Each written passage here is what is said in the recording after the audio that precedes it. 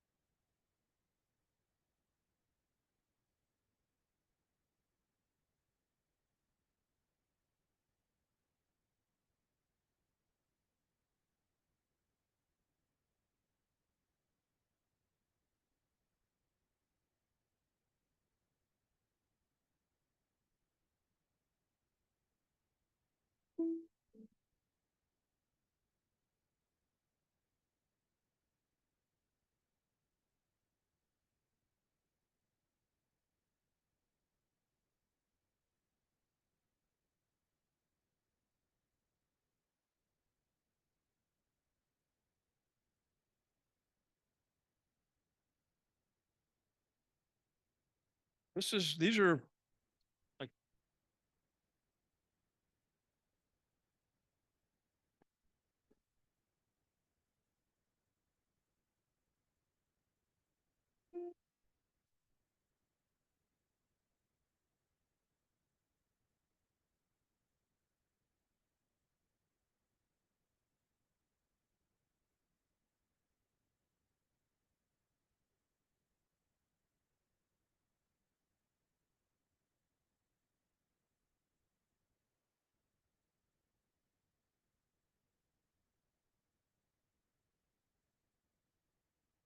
okay, if we could get started then, please. If everyone could turn off their cell phones or put them on mute, please.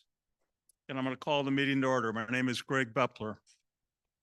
The agenda is basically going to be, we're going to have a formal session to elect our directors, and we're going to have a treasurer's report. New and old business to be covered in the information session that'll be given by President Yankel and others. So I'm going to call this meeting to order, and we start the meeting off with the Pledge of Allegiance. Please stand. I pledge allegiance to the flag of the United States of America and to the republic for which it stands, one nation, under God, indivisible, with liberty and justice for all. Thank you. I'll only be covering a couple of slides, and then Tony will take over after the formal meeting is over. The formal meeting is probably no less than, or no more than 10 to 12 minutes. Going to slide number 2. What is the Ohio Lakefront Group? It's a nonprofit and nonpartisan group incorporated in 1999. And I'd like to take this time to note, in our audience here is Bob Merrill. If you remember the original lawsuit, Bob, would you please stand up? He's the one that really got the ball rolling. I think we owe him some thanks.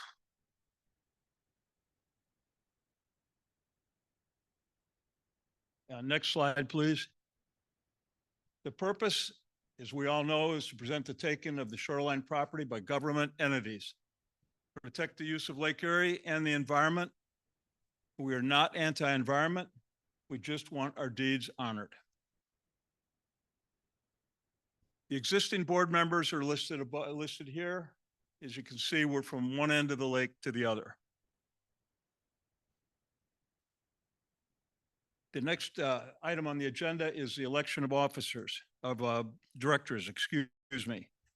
The voting will be, members are allowed to vote. You don't have to be a paid up member. We're not having dues this year. Again, we're looking for donations, but where there's no dues.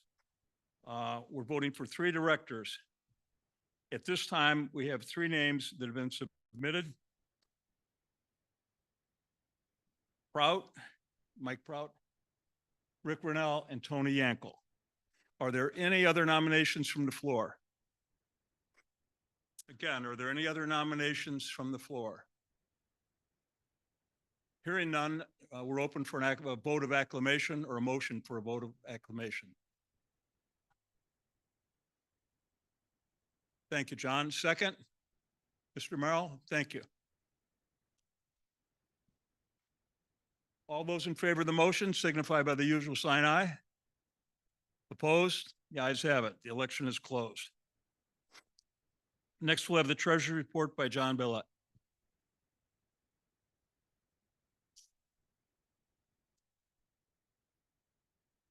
It's like magic. There you go.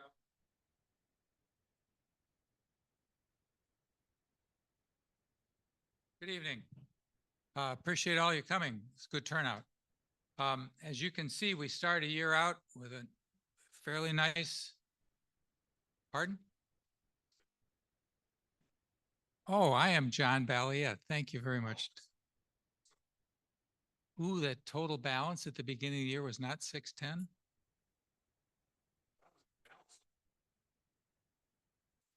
They didn't show up yet. They're going to be a little bit on the next slide. We're done.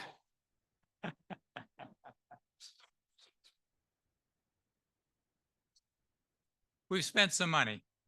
We've spent some money on legal fees and on annual meetings, but we're still in the neighborhood of $540,000 in our savings, which I'm viewing as our endowment to protect us in the future and to enable us to afford a director who can now take care of things from Columbus rather than us dealing with specific law firms which may not be specialized or as dedicated to us. So with the number missing, the end of the year balance is going to be around $540,000. And since it's not on there, I'm not sure what to do. But it's there, trust us. And we are open for donations, but again,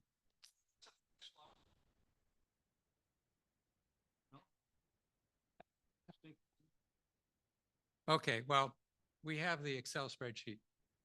It's available. It's available, yeah. Okay, this is what it is. Could I have a motion to approve the treasurer's report? Tony Yankel, Vidas. All those in favor of the motion signify by the usual sign aye. Opposed? The ayes have it. And those figures will be available. They were available last week.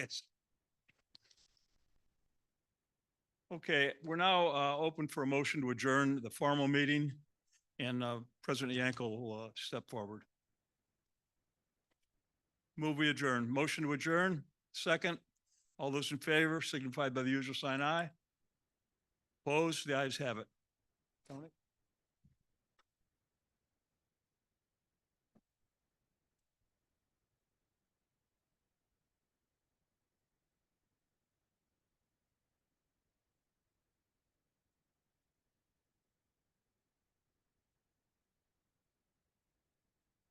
I'd like to thank everybody for coming. Really appreciate the support and whatnot. I do have a copy of the treasurer's report here with real numbers in it all the way through, as opposed to just the first numbers. I have no idea why that slide was like that. We haven't been very active. It's been, I don't know, 4 or 5 years since we've been here. There's a couple of reasons for that. One, obviously, is COVID. We stopped doing stuff in COVID. Everybody stopped doing stuff because of COVID. The last year or so, we haven't done a lot, and there's a reason for that beyond our control. You may have heard about it, but the legislature is just a mess right now. The House doesn't talk to the Senate doesn't talk to the House, and the House doesn't talk to the House. Basically, nothing is getting passed. So, you know, there's no sense in trying to do anything, but what we're looking at is trying to get some legislation through. People think we won. the lawsuit, and we did win the lawsuit. There's a problem with that, and the fact is that ODNR just changes spots. They've changed the wording. They're no longer saying they own the ordinary high water mark. They're saying they own the territory. They say they own to the water's edge. They say a number of things, but it all comes out to the fact that your deeds don't mean anything to them. I'm going to talk today a lot about permitting, and it's really an example of what we're running into. A lot of you will say, well, I don't care about permitting because it doesn't impact me. I'm not out building something, and therefore I don't need to get a permit. Well, guess what? ODNR is looking now, if you go out there and try to do some repair on your lakefront, any place, they want you to get a permit before you do any repairs. And again, it's pretty much up to their whim as to what's going to happen and where.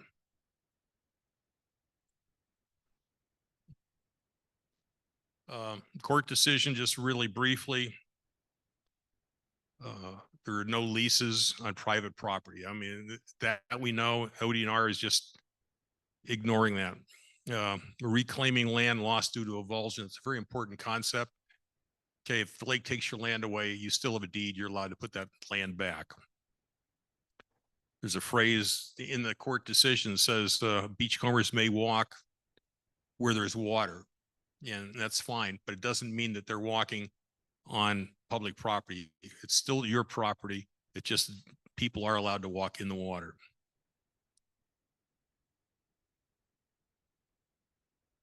ODNR's present interpretations. I kind of discussed this before, but you're going to really see some good examples tonight. The public trust is the water was once upon a time. And that time is up to ODNR, and they pick and choose at a whim as to what time they're looking at. Private ownership stops at the public trust, and the public trust is again where the water was once upon a time. Deeds are being ignored, as opposed to what basically the Supreme Court said.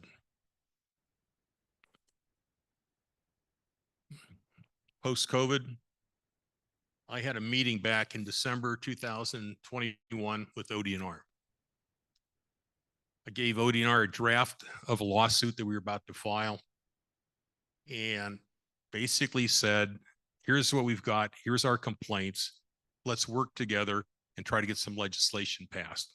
Let's do something together as opposed to having another long drawn out court battle. Last one took, I'm not sure, 10 or 12 years. Despite what I would consider a good attempt on our part, ODNR introduced legislation, but never informed us about that legislation. They did tell the legislators that everybody was happy with it. They did tell them that we were a placeholder in that legislation, but we never knew anything about what was going on. You wonder why I don't trust them. In the legislation, ODNR is proposing to give up all residential leases. Now that sounds like a good thing, and we're in favor of all residential leases being gone, but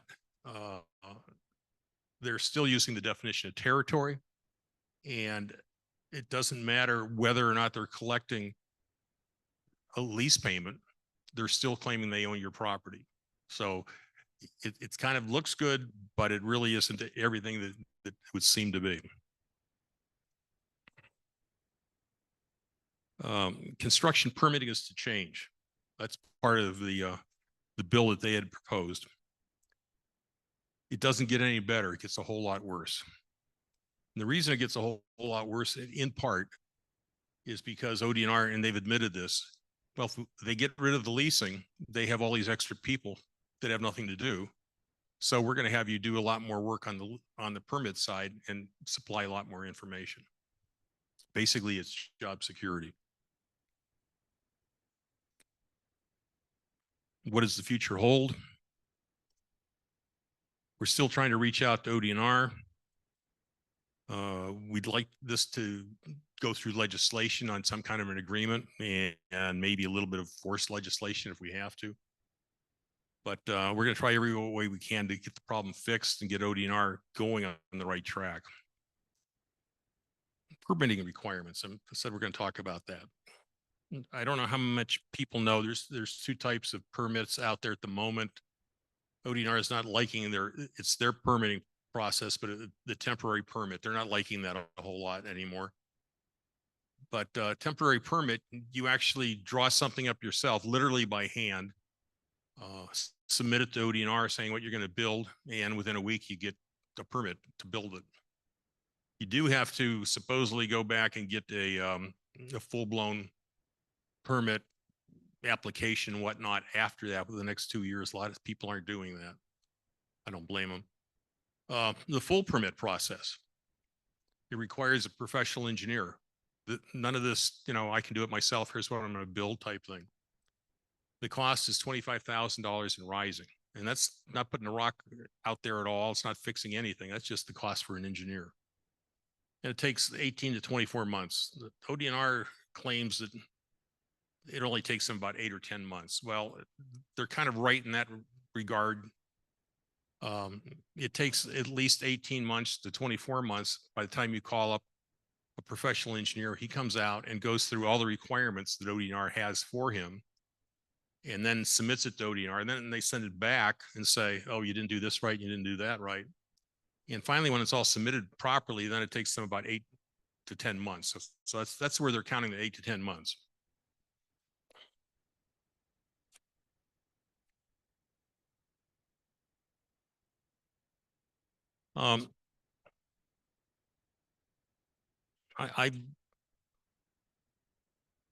Okay, this is a manual that's sitting on everybody's desk, or there's one on every table, I should say.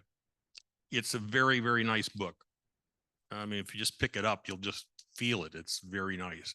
The material it's made from is extremely heavy. The coloring is extremely good. Forgetting what's written in there and forgetting all the work that went into it, this cost me $35 a copy to have just copied in the same manner that you can get from ODNR. If you would like a copy, ODNR will give you a copy. You can call ODNR and get a copy. There's a phone number there, or you can order it online and you can actually have the copy of this thing online. I'm going the wrong way. Okay, and I'm going to talk about this book quite a bit. Okay, this is what I've always called a standard pile of rocks. It's a revetment. It's the most widely used erosion control structure that there is. This particular structure is shown on page, I can't read it now, 41, does it say up there, of the book. And this is pretty much what you'd need to do to protect your property. Okay, this is the design for that. This is what an engineer would draw up to say, here's what the pile of rocks is supposed to look like. And on there, you see things like to the far right, says 2 to 4 ton stones. Those hexagonal stones there, obviously stones don't look like that, but that's what the engineer can put together to mimic what they want, but it shows approximate dimensions and whatnot. Well, that's what ODNR will take from you if you're getting a temporary permit and you just show them, this is what we want to do. Now, I'm going to show you a bunch of slides with a bunch of just information on it. I don't want you to memorize anything. I just want you to get a feel for what all is being required. I want you to have a feel for it, not so much knowing specifically what's there. These are their requirements. A general vicinity map, what's the lake look like, and what are the streets, 2 miles to the east, 2 miles to the west? Who are the owners by you? What's the history of the property? I have no idea, if they want to know if it was used for rum running, during the Prohibition or what. Site conditions, aerial photographs. I've mentioned aerial photographs before. It's hard to believe this, but this is an aerial photograph. This comes from the book on page 9. It says right on there, again, this is ODNR's document from 1957. They want your engineer to go through all kinds of historical photographs that they have and find the furthest movement of water to the south that they can claim is the water's edge. And I know, you know, and I know, I mean, you look at that and you go, oh my God, I can't figure out anything there. The good people say that they can do that within plus or minus 40 feet. So that's what they care about as far as your property goes, plus or minus 40 feet is that's about where they think it should go. Just some other things. Again, this is from that same previous slide. Another one I really like is the geology of the upland. And they got a little sentence in some place that says, identifying the specific geology. I can't read from here. At the project is critical. I'm going to show you what a joke that is, how critical that is in a few minutes. But they think that that's really critical to know the geology of the place.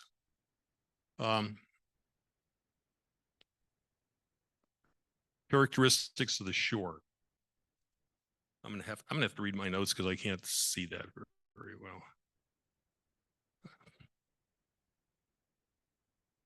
And again, I don't want anybody trying to remember all this. I just want you to get a good feel for what all's involved here.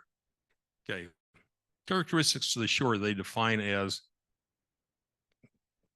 the width, the approximate slope of the profile, structures within the beach, size of material, size of gravel or pebbles, shape of the beach, length of the beach. They want all this information. Now, the thing is, you're going to put up an erosion control structure. You're going to get rid of all that. I mean, you're going to build a structure basically from scratch, and all that stuff that they want doesn't mean anything. On top of that, if it takes 18 to 24 months for you to get a permit, the engineer is going to see stuff that maybe a month later isn't even there. A storm comes through and blows stuff, you know, to the east or to the west. The stuff that the engineer has to collect is, again, just pretty much worthless.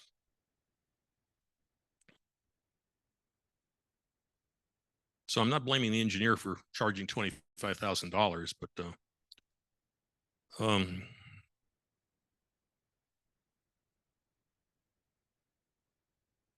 site coordinates and dimensions. Basically, they want to do contours of what your property looks like. And contours in this case is like every 1 foot. They have a line going across on a chart, and it says this is what it looks like at the elevation such and such, 1 foot higher. This is what the shape of the property looks like. This is what the shape of the property all the way through. They want to know where your house is. They want to know the trees. They want to know where everything is. And again, you're going to build something down at the beach. None of that has anything to do with anything, but the engineer has to put that all together.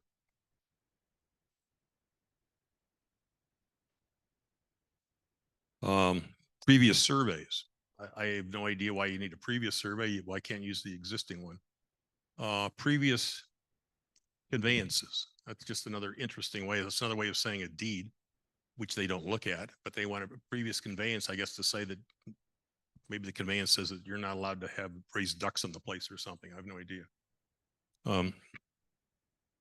So this is the type of thing that your engineer for $25,000 is doing.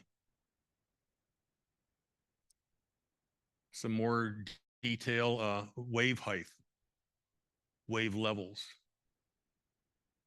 design drawings, and when engineering information, calculations, and whatnot put together. Okay, so, you know, we've got about 40 pages of this stuff of what they want you to get and what they want the engineer to do. And then they were nice, or they made a mistake actually, and they gave some examples. And they gave, for a revetment, they gave actually 3 examples. I'm going to go through those 3 examples. This is the first example. It's example A. And again, it shows it's on page 52. If you don't believe what I'm saying, it's right in the book. Everything's labeled there. Okay, this is from Ashtabula. It's a 50 to 60 foot bluff. This is some of the other great information there. And what gets me most of all is it maximum wave height. 16.4 feet is what they're designing for out there. And the measurement of that was out there 10 miles north into the water. Now, I'm kind of an engineer, and I just don't think that what happens 10 miles out there is going to make a whole lot of difference as to what I need to do on shore, but that's what it is. And that was in 72 feet of water. Okay. Erosion, I think everybody out here knows that erosion is really hell out here. It's like, 35 feet to 43 feet every 30 years. So there's a whole lot of erosion takes place. Go through all these calculations. The engineer goes through calculations that are in the book, and he comes up and he says, okay, you need a minimum of a 1-ton stone. That's what we need here. And then engineer, being an engineer, says, well, we need a safety factor, so we're going to multiply that by 2. Okay, so now we're up to a 2-ton stone. So what are we going to design? We're going to design armor stone that's 2 to 4 tons for this particular project in example A. Okay.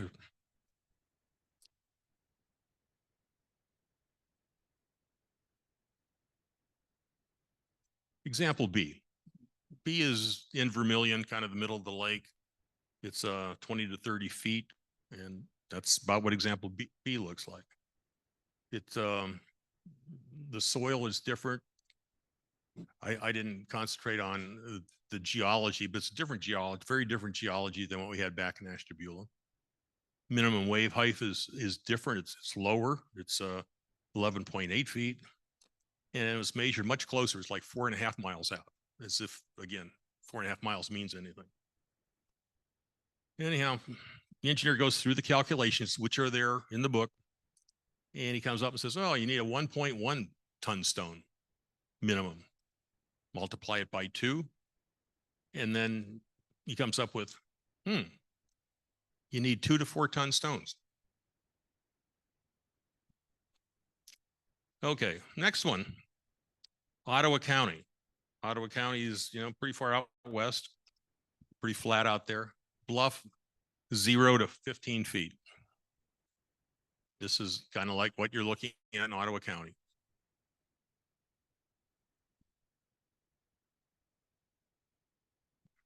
We go through the calculations. Soil's very different. Geology is very different. Maximum wave height is even less, 6.9 feet. It's only measured 3.5 miles out. Calculate the size of the stone, 1.3 tons for the stone. Multiply by 2. What do you need? 2 to 4 tons. Gee, great engineering.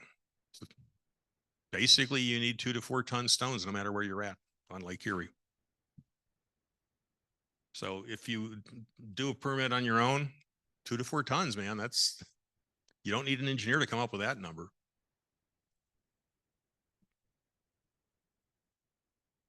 Just some memorable quotes on here. I'm going to move.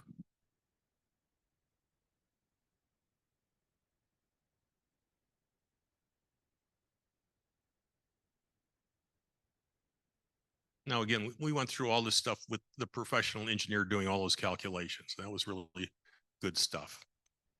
And now ODNR says, this is a quote, calculation relies on the risk assumed with a given design water level, the return period, and the wave height, both of which may be exceeded during the life of the structure. The other factors that can affect long-term stability include the quality of the stone. Yes, it does. The range of actual sizes supplied, the placement on the slope, fracturing of the stone over time, and the effects of ice forces.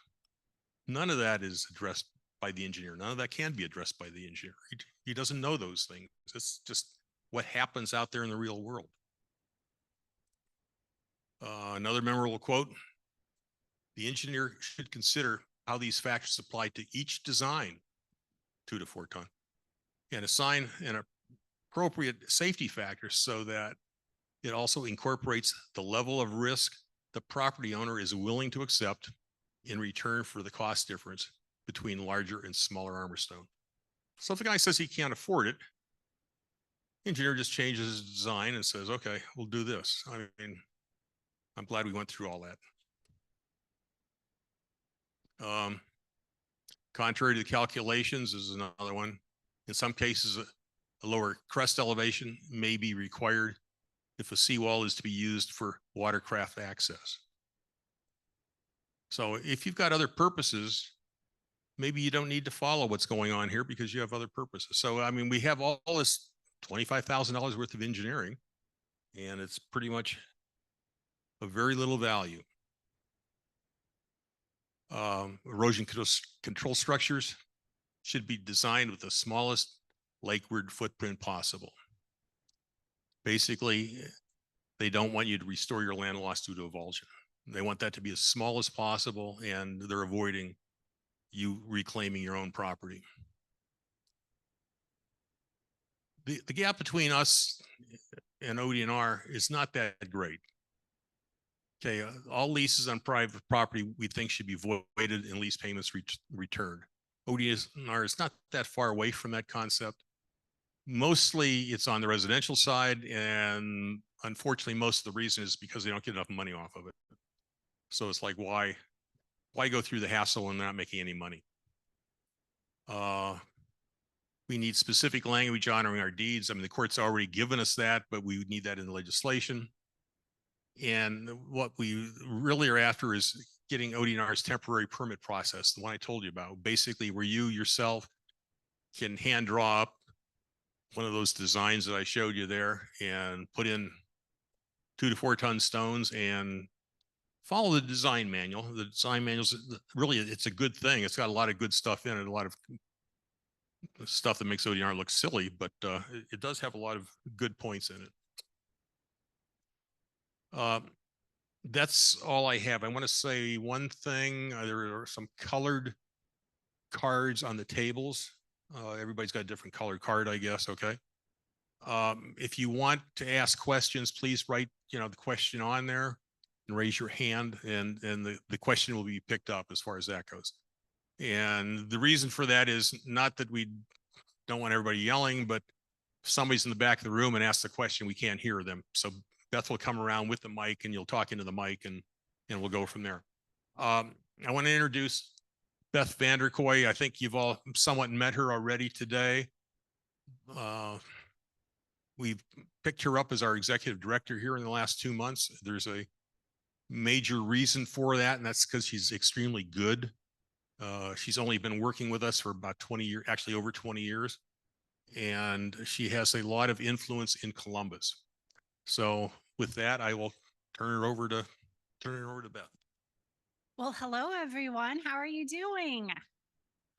Thank you to everyone who came tonight, whether you're with us here in person or online. I'll just go ahead and stay down here because I think they've got the camera down here now. And actually stepped out of the room really quickly, so I missed just about everything Tony said, but I'm really excited to kind of be on board sort of officially.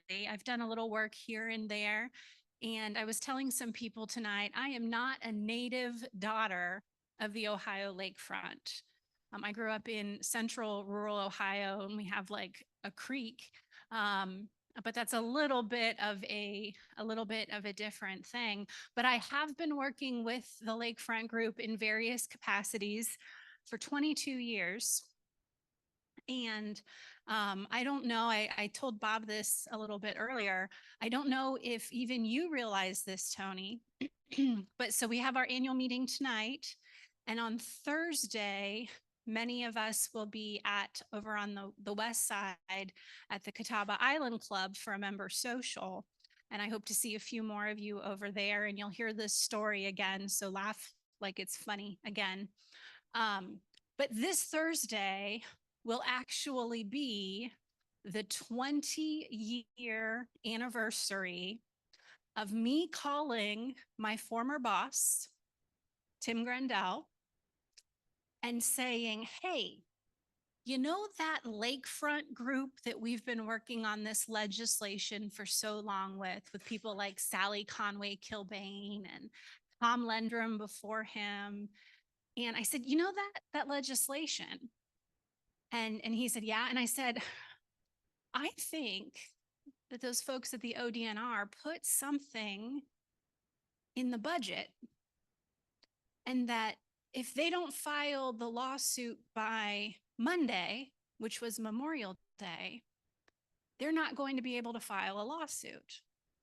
And Tim looked at me and he said, Beth, you're crazy. So I sent him the language, and I think I called Vitis with the language, and it was right. So we stayed up all night on Thursday night, and on Friday morning, they filed the Merrill lawsuit. And I have to say, I have worked over the course of my career with so many amazing volunteers. I spent time at the Farm Bureau, amazing volunteers throughout the state. I've been working for the last 10 years for another nonprofit and doing some politics. But I will say that the people from the Ohio Lakefront Group will always have a special place in my heart. Because to me, there is nothing more important than empowering people to stand up for their rights, including your property rights. And so, like I said, over the years, I've helped out in this capacity or that capacity. And in February, I went up to meet with Tony, and he was like, I've got an idea. Let's do this. And I drove back to Columbus, and I said, hey, I think we're going to do this. So I am so excited that we are going to be doing this. And so what I will be doing is, I think the largest line in my contract says other duties as assigned. And that's what I anticipate. But I'm going to be helping out with the administration with some strategy, with grassroots and lobbying and member relations. I will say I'm still wrapping up some other projects, and I have some other people that I'm working with. So I'm not going to be working 40, 50, 60 hours a week for the Lakefront Group. So if you send me an email or you leave us a voicemail, be patient. I will get back with you, just maybe not today. But I'm so very excited to be on board.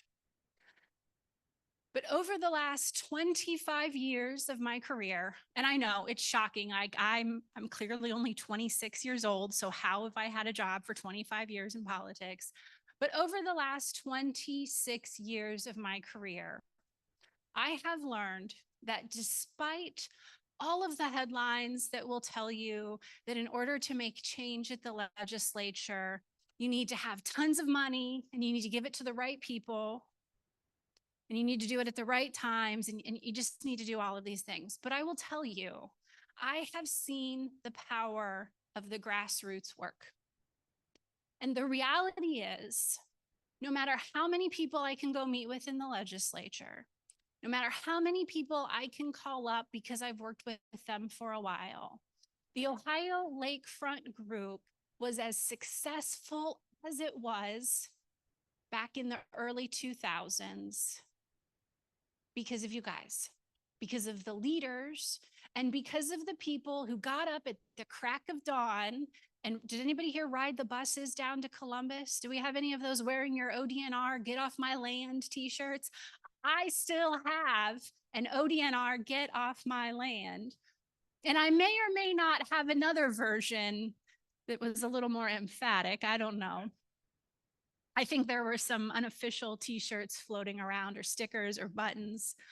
But the real reason that the Lakefront Group made such a difference is because you not only had the law on your side, you had the Constitution on your side, but you were willing to put in the work. And so there's a lot of things that I can do to help promote the cause of the Lakefront Group in Columbus. But I will not be effective unless I am working closely with each and every one of you. And so the Lakefront Group Board doesn't even know this yet, so surprise. We are going to be working on a grassroots plan. And we're going to have to be a little bit creative and a little bit strategic. There's a whole lot going on in downtown Columbus, including the fact that in just, I think, 171 days, there's going to be an election. And I got to tell you, I've been through a lot of rough and tumble and ugly elections. And guess what? 2024 is going to probably be the roughest, right? There are a lot of people who just don't like each other right now. And we've seen neighbor pitted against neighbor in politics for the last few years.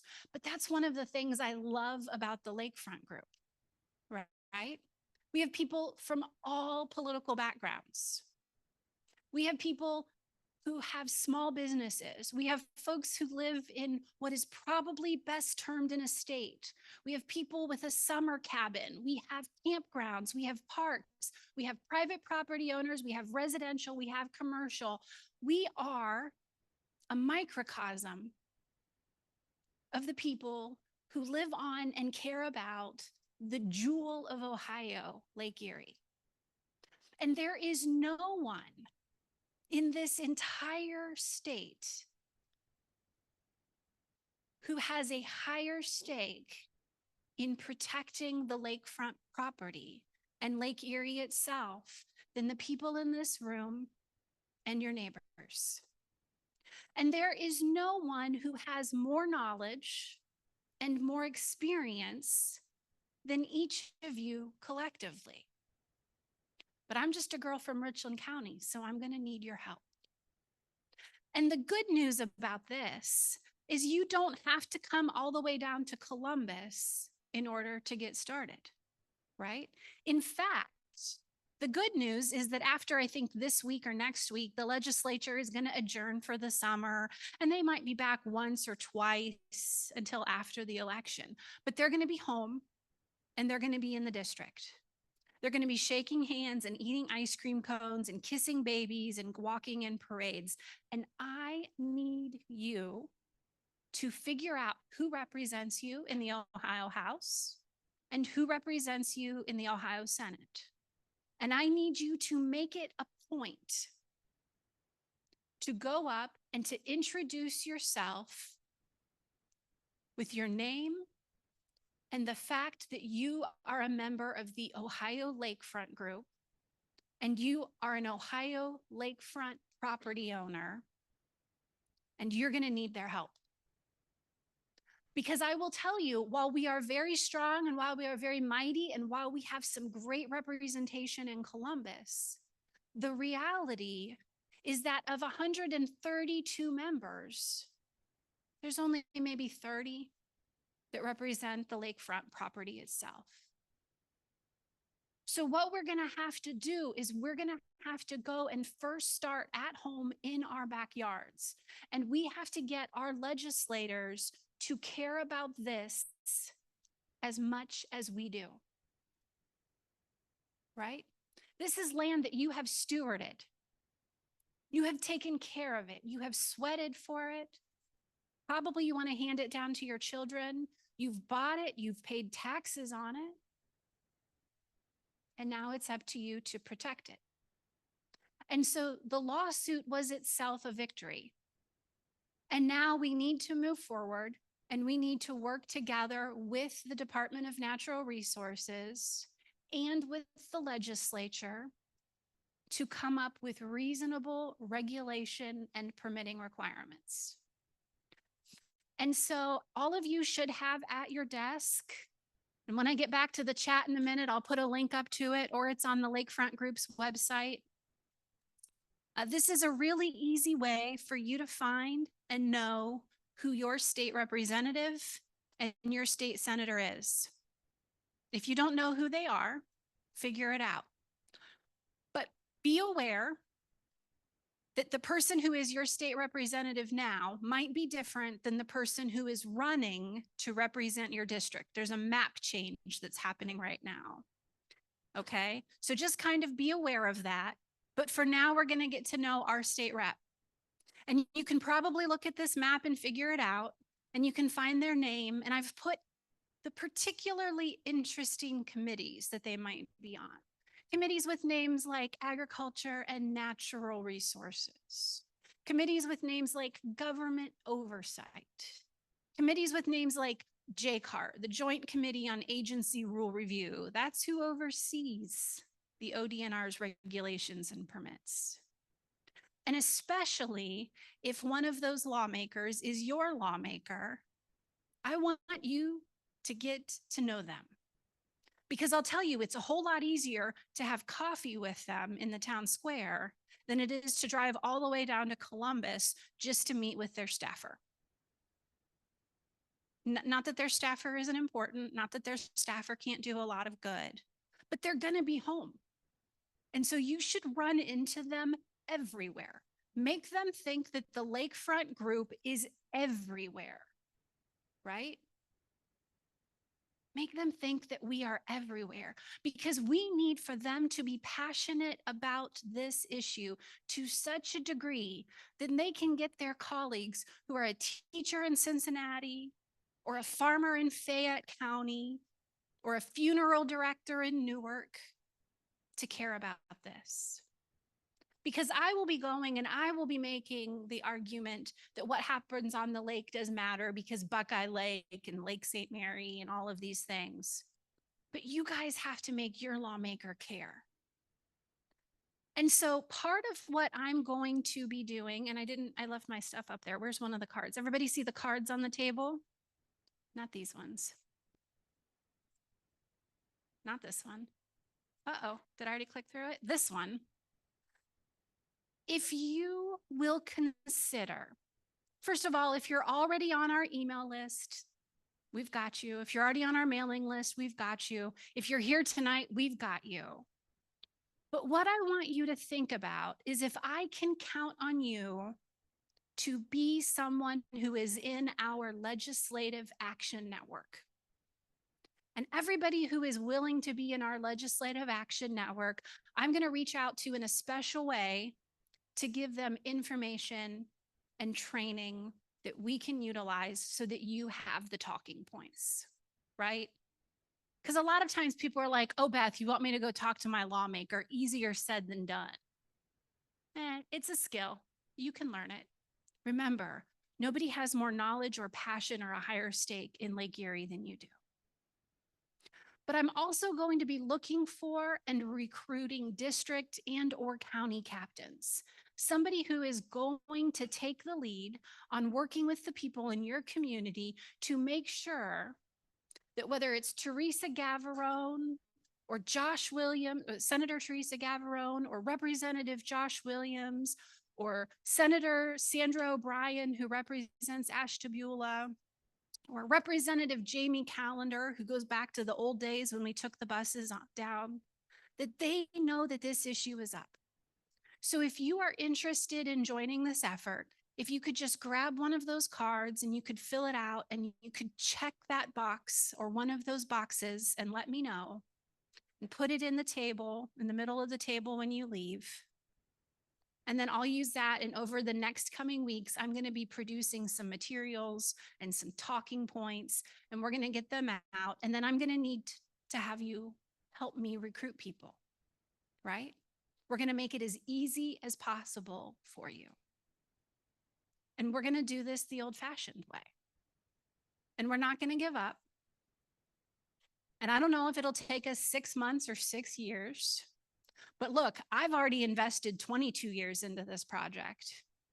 And you all have invested far more time and far more money than that.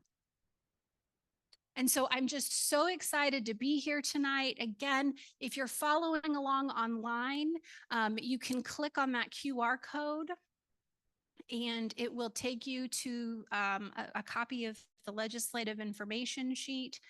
You can let me know and I will add you or reply to one of the emails that you got. Um, if for some reason you didn't see the link or you didn't take that home, I don't think Tony mentioned this, but we've also produced these postcards. Take some with you tonight.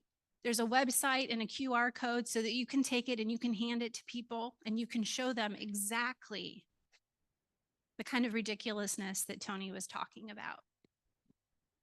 Uh-oh.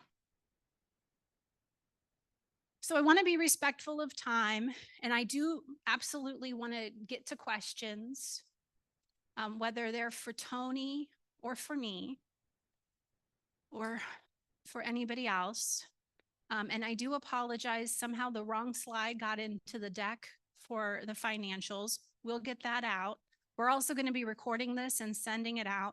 Give us a couple of days. This program is usually big enough that it takes like a day to load up to YouTube, but we'll get it up and then we'll get it out and we'll send it out to everybody via email with that updated information. Okay.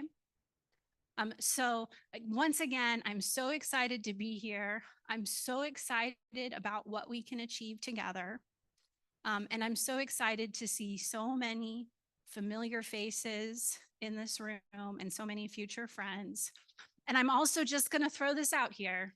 As a girl who lives in downtown Columbus, if you ever need me to come up for the weekend to do some research, I'm available. Just twist my arm. But all jokes aside, thank you so much for your hospitality and for giving us the time to be here tonight. And I'm going to give Tony back the microphone, and then I'm going to come around and gather questions and man the computer again.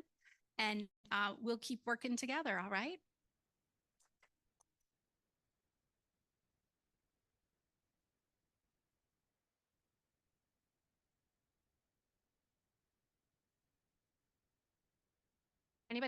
Anybody got a question? Up here. Oh, look. Now we got to see if I can read everybody's handwriting. Okay, so Tony over here, what are land leases? Can you please explain that? Land leases are a typical lease where you don't own the property, but you pay for it. Just like you may lease a building, someone else owns the building, but you lease it, you pay a monthly rate. In this case, it's an annual rate. And ODNR is claiming that they own your property, but you're going to be using, that they own it, and that you're going to be using part of it for your break wall or backyard or what have you. All right, the next question. I'm not 100% sure. I think this is for me. We've got a Yankel, a Cybus, a Bepler, but how you spell Vanderkoy? V like Victor, A, N like Nancy, D like David, E-R, K-O-O-I, so 2 O's and an I, all one word, only one capital letter. Yes, it's Dutch. Beth. It's all Beth. But just call me Beth, and you can reach me at beth@OhioLakefrontGroup.com. I've done that a couple of times. Hey, Tony, what has the ODNR historically done when homeowners have built lakefront armaments without permits? Most of the time people get away with it. Occasionally they don't. I'm involved with some people right now that had a temporary permit, and this is in Avon Lake.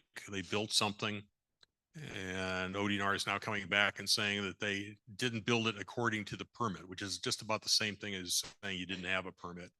And they're threatening to have them pull it out. Usually they don't do that, but they actually have made people pick up the stuff and move it in 20 feet, that type of thing, which costs obviously an arm and a leg after you've already, put the stuff in, to pick it up and move it or make it in design that they want. Perfect. This gentleman said, my experience has been that the Army Corps of Engineers plays a bigger part in permitting than the ODNR. Is that typical? That's a difficult question to answer. Again, I was with the Army Corps and ODNR just last month at this particular site. The Army Corps was saying that there was a problem with the way things were done. It wasn't done according to the plan, blah, blah, blah. And then about 5 minutes later, the lady from the Corps said, well, we're going to let ODNR review it because they're the engineers. We're not the engineers. So it was just bureaucratic talk back and forth. The Army Corps was saying it had a lot of muscle. It was going to do a lot, but it deferred then to ODNR to say whether things were right or wrong. I mean, I think that's kind of wrong, but that's how it is. It's just they claim that they're all biologists. They don't know any of the engineering. Can signs be posted on our private properties on the beach that say no trespassing, no trespassing, Ohio Lakefront Group? Yes. You're not allowed to stop people when their feet are in the water, but on dry land, yes. And then back here, we have a little bit more of a comment. Dues are needed to fund political donations. We need to go down as a group to our local reps and make our presence known that we vote and we pay taxes.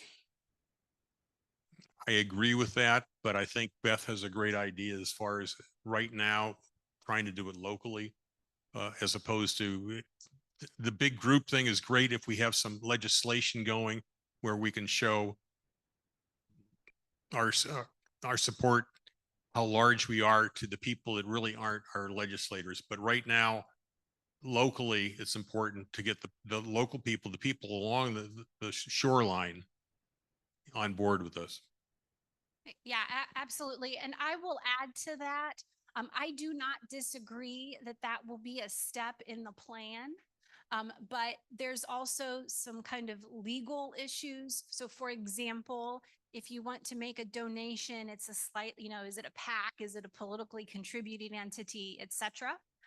So again, this is a really great opportunity. If you're somebody who's really got that political bug, let me know and we can start working and we can work with the board and maybe talk about how that might work, because that's a slightly different animal than what we're doing now, which is a little bit of grassroots and professional political strategy. We've got a question over here. Are our leases still registered at the county? And before Tony answers that, I do want to remind folks who are on the Zoom that you can leave a question in either the Q&A or the message chat, and we will include it.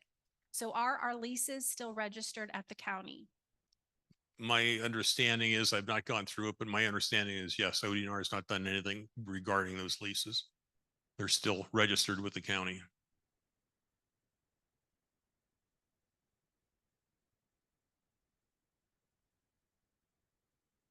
Yeah. Oh, okay. Here.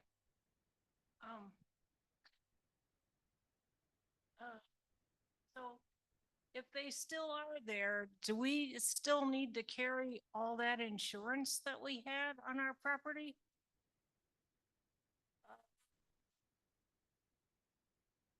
$1 million liability policy.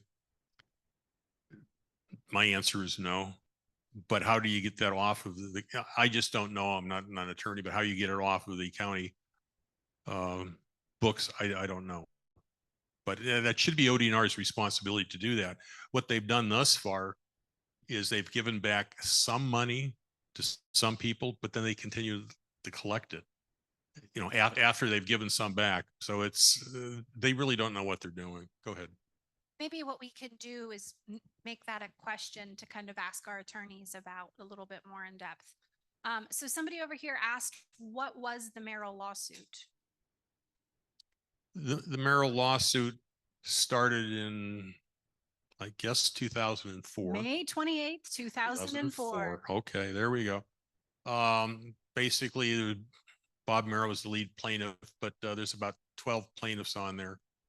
And it sued ODNR for a couple of things, one of which was regulatory taking of the property, saying that they owned property that was deeded to us. And there was a couple of other points that were raised as far as that goes. But that was the big point, was who owned the property. And we won that. We won, for those that don't know,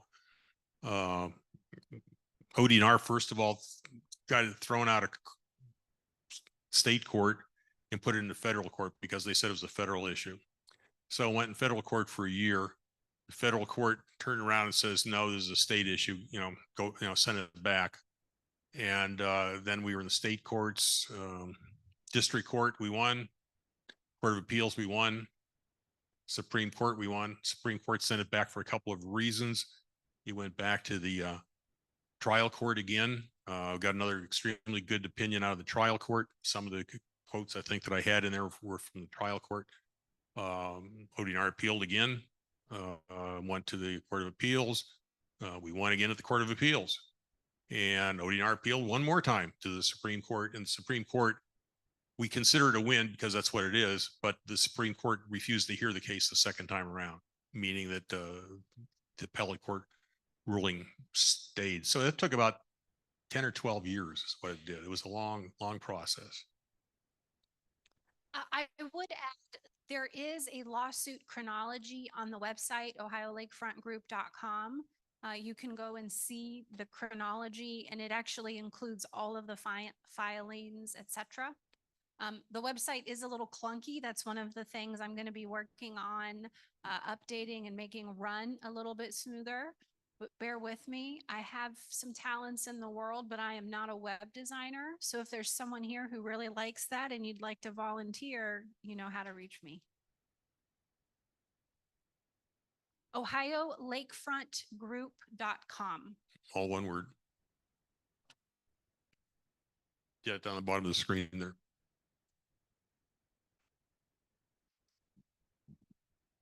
And let me also throw in something else on the lawsuit.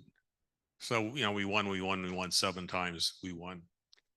At that point, we were looking at what do we do with them, and ODNR finally decided to talk to us, and we came up with a settlement.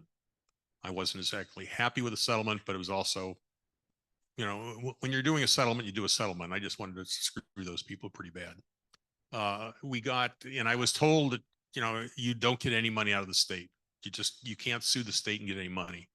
We got $6.1 million out of them in fees and fines and whatnot. And a lot of that money was given back to the people. Some of it stayed with us, some of it went other places, but we got $6.1 million. So it was a very large win that ODNR had agreed to. Obviously, they dislike giving us that $6.1 million as much as I dislike getting only $6.1 million. So. Just to let all of you know how big of a deal this was, I was at a meeting downtown last week with a group called the Water Partnership, and there were some people from Southern Ohio, and they were representing one of the watersheds down in southeastern Ohio. And they said to me, the Lakefront Group, is that Merrill lawsuit? And so, and they actually said, I remember that. Were those the people who kept coming down on buses? And I said, yep, that's us. And then they said, has that issue not gone away yet? And I said, well, working with the government's like playing a really expensive and painful game of whack-a-mole. So we've just got a little more moles to whack.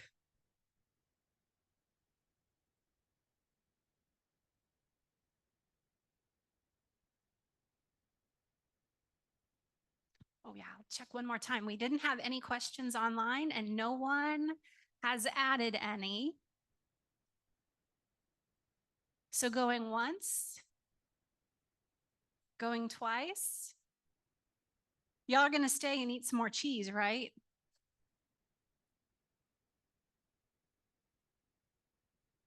Thank you very much.